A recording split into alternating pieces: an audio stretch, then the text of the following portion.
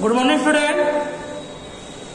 Class 8 के गणित विषय के लिए मैं आपको अभ्यास 11.1 के बारे में कुछ सवाल को प्रैक्टिस करवाया था प्रीवियस वीडियो में, और उसी से रिलेटेड कुछ क्वेश्चन और मैं आपको पढ़ने जा रहा हूँ आज। और इसके बारे में मैंने आपको बताया भी था अनुपात के बारे में, समानुपात के बारे में, ठीक है। तो उसी से आगे कुछ क्वेश्चन है, तो मैं स्टार्ट करने जा रहा हूँ क्वेश्चन नंबर 8, ठीक है। क्वेश्चन नंबर 8 देखिए, इसमें लिखा हुआ है एक भरा हुआ ट्रक 16 किलोमीटर की दूरी 25 मिनट में तय करता है। इसी गति से यह 5 घंटे में कितनी दूरी तय करेगा। ठीक, किसे मैं रिपीट कर रहा हूँ। एक भरा हुआ ट्रक है जिसमें 16 किलोमीटर वो दूर जाता है 25 मिनट में। अगर वह यह दूरी 5 घंटे में तय करेगा तो इसकी गति क्या होगी, कितना दूरी तय करेगा 5 घंटे में। तो ये क्वेश्चन है स्टूडेंट, तो लगाने का तरीका एक ही है, बहुत इजी है। देखो क्वेश्चन नंबर 1 को कैसे करेंगे हम लोग। अब दूरी को दूरी के साथ रखो, समय को समय के साथ, ठीक है। बोला है 16 किलोमीटर, 16 किलोमीटर दूरी वो कितने मिनट तय कर रहा है, 25 मिनट, ठीक है। ये ऊपर दूरी है, नीचे क्या है, समय है। 16 किलोमीटर दूरी तय कर रहा है और वो 25 मिनट में, ठीक। सिर्फ बता बराबर लगा दो। फिर बोला है कि 5 घंटे में दूरी क्या तय करेगा। ध्यान देना, दूरी पूछा है, इसके सामने आप x मान लो। मैं बताया था ना कि आप मान भी सकते हो, आपको मैं डायरेक्ट बता रहा हूँ कि आपको लगन दे कैसे है। तो समय आपको कितना लग रहा है, 5 घंटे। अब 5 घंटे है, जब देखो आप यहाँ 25 मिनट दिया है और ये घंटे है, तो पहले आप इस घंटे को आप मिनट बना लो। तो बता ना आपको 1 घंटे में 60 मिनट होते हैं, ठीक। तो 5 घंटे में कितना कर दो, तो 5 गुणे 60 कर दो, ठीक है। तो क्या करेंगे, 16/25 बराबर यस बटे 5 गुणे 60, ठीक है। तो ये सवाल आसानी से क्या हो जाएगा, सॉल्व हो जाएगा।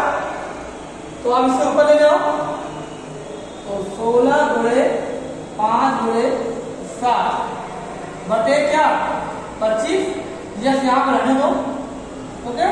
अभी 5 निकाल दो, कितना आ जाएगा, 50 25 5 आएगा।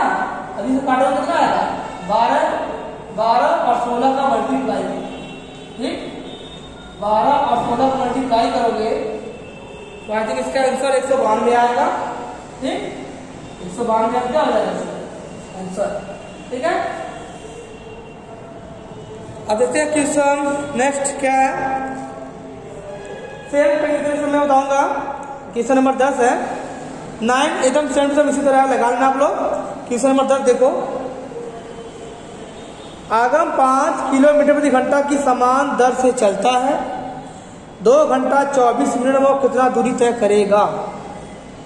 आगम 5 किलोमीटर प्रति घंटा, यहाँ पे स्पीड दिया हुआ है किलोमीटर प्रति घंटा, मतलब कि उसकी जो दूरी है वो 5 किलोमीटर है और वो 5 किलोमीटर दूरी को 60 मिनट में यानी कि 1 घंटे में तय करता है, ठीक है। तो इसने पूछा है आगे कि 2 घंटे 24 मिनट में वो कितना दूरी चल सकेगा।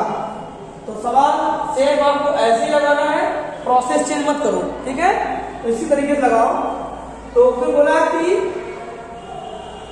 5 किलोमीटर प्रति घंटा, तो 5 किलोमीटर क्या हो गया, दूरी हो गया, और घंटा है कितना घंटे, 1 घंटे बोला है ना।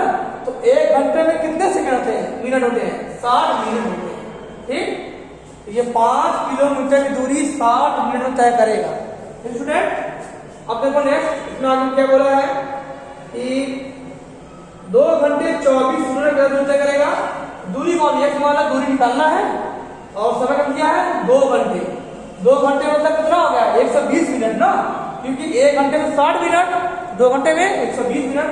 तो 120 मिनट ये प्लस 24 मिनट और दिया है, तो 24 मिनट को ऐड कर दो, मतलब 2 घंटे 24 मिनट को पूरा बना दो मिनट में, तो कितना हो जाएगा 5/60 बराबर x बटे 144 आएगा ये।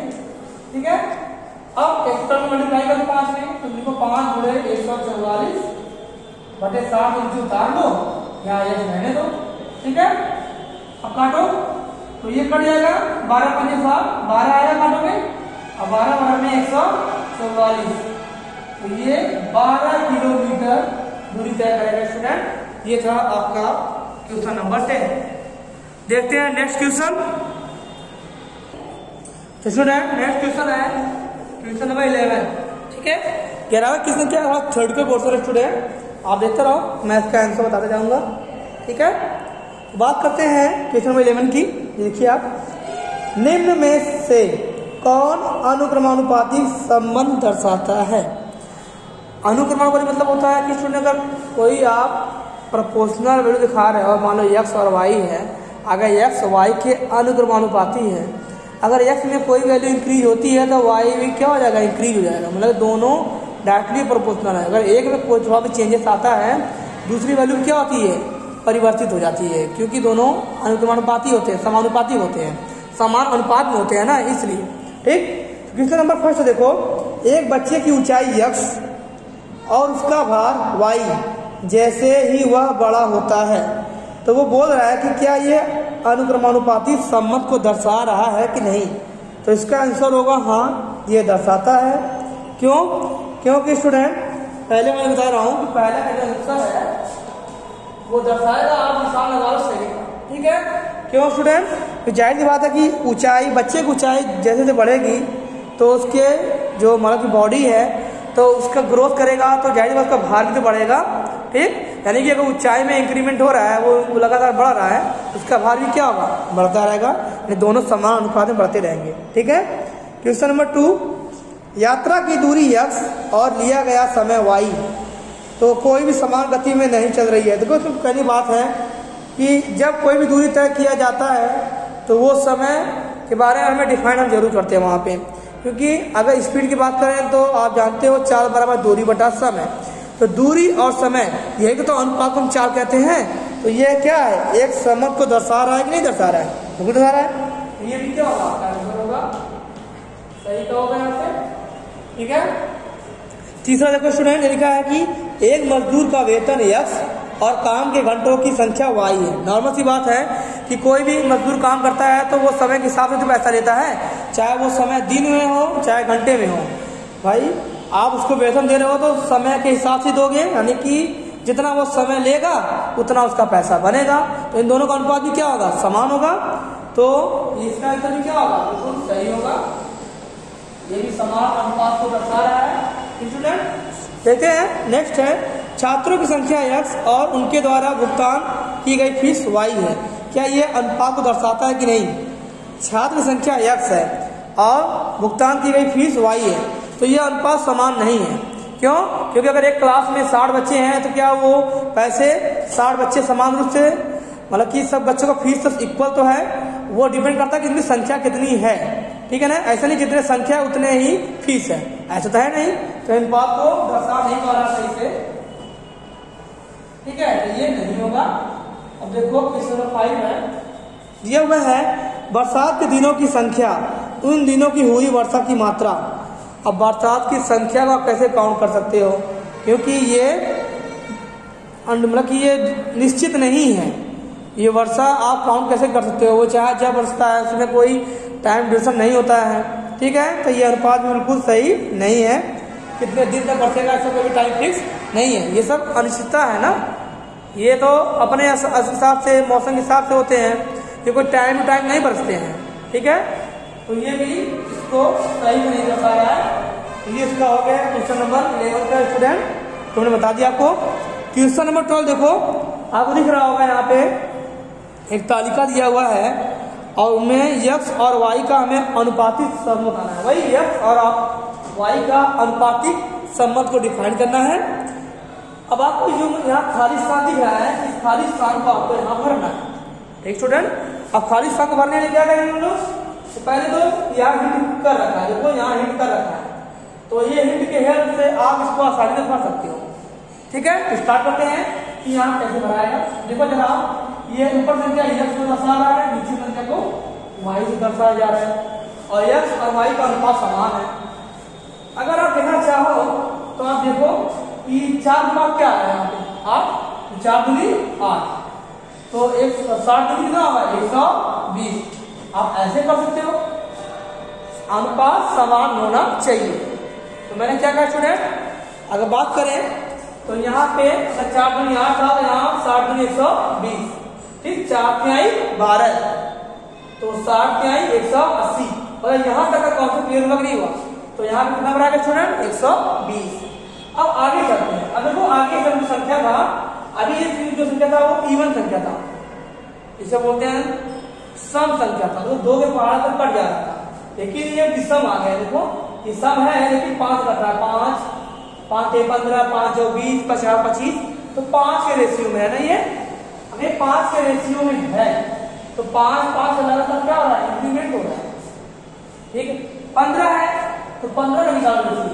अगर इस संख्या तीनों में हम 15 मल्टीप्लाई कर दें तो, ठीक है, 15 का अगर मैं वो 15 गुणे 15 कितना आएगा 225, तो यहाँ बोलो कितना 225 का, जब 15 गुणा क्या किया गया, 15 का गुणा किया, ठीक है। अब 15 का स्प्लिट कर दो, जब 15 का स्प्लिट करोगे कितना आएगा 300। अब इसमें गुणा कर दो 15 का, कितना आएगा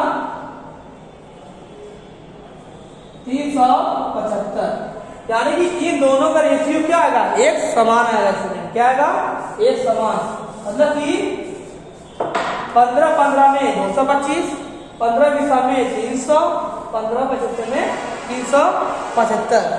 तो ये आप इसको ऐसे आसानी से भर सकते हो, ठीक स्टूडेंट। चलिए देखते हैं नेक्स्ट क्वेश्चन। तो नेक्स्ट क्वेश्चन है 30। देखो स्टूडेंट क्या यहाँ पे लिखा है, विक्की ने 240 रुपए में 15 नोटबुक खरीदा और 160 रुपए में वह कितने नोटबुक खरीद सकता है। विक्की है जो कि 240 रुपए कितना नोट खरीदा है, नोटबुक खरीदा है 15। एक काम करो, रुपए को ऊपर रखो और नोटबुक को नीचे रखो, ठीक है ना।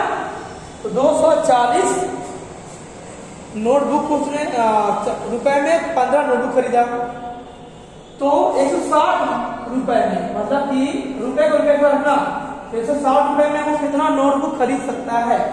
तो कितना पूरा है, तो वहां पे आप एक्स लगा दो जो पूछा है, ठीक है स्टूडेंट।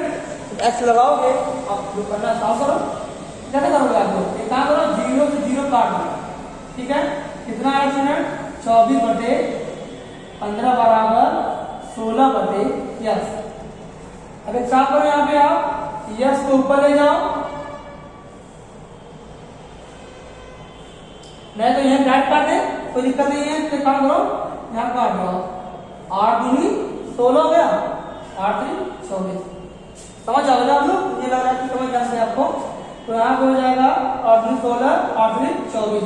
कितना है स्टूडेंट 3/15 आया, यहाँ पे 2/10, ठीक है। ये भी कट जाएगा, 3 1 3, 3 5 15, क्यों, तो आएगा आंसर आपका 1/5 बराबर 2/10। क्रॉस मल्टीप्लाई कर दो, तो यह समझे यहाँ यह हो जाएगा 5 दूनी 10, यानी कि 10 पुस्तकें वो खरीद पाएगा, ठीक है। कितने रुपए में 160 रुपए में। तो ये एक्सरसाइज स्टूडेंट कंप्लीट हुआ। नेक्स्ट वीडियो में हम इसके नेक्स्ट एक्सरसाइज को लेके सॉल्व कराएंगे। Okay, thank you.